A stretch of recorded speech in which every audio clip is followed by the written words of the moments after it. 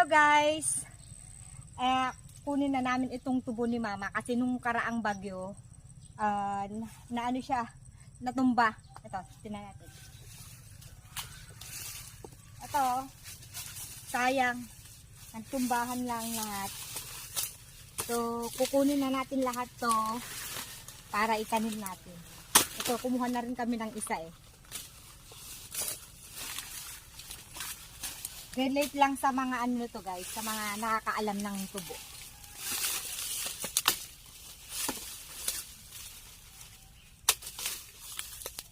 Masarap to. Ito 'di ba? Ito yung ginagamit sa ano? Paggawa ng asukal. Ganyan. Oh, sayang oh. Lahat kunan na natin tapos yung iba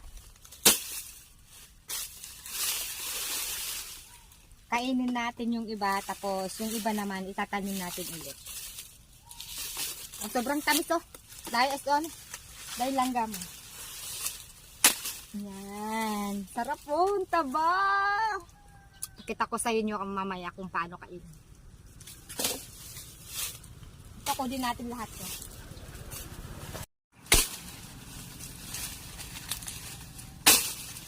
Ito, pwede rin natin kuhanin ito. Papakain natin sa kalabaw. Itong mga ano na dahil. Kung gusto ng kalabaw to guys.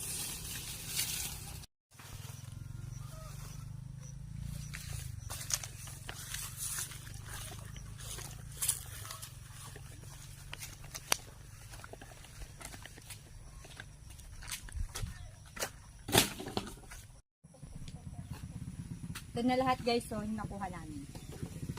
Kinuha na namin kasi para itanim na yung iba.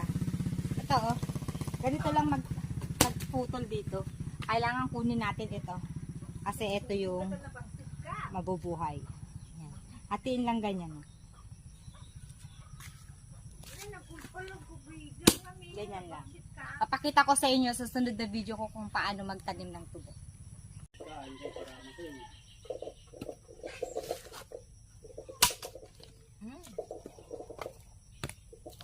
Dami na nating itatanim.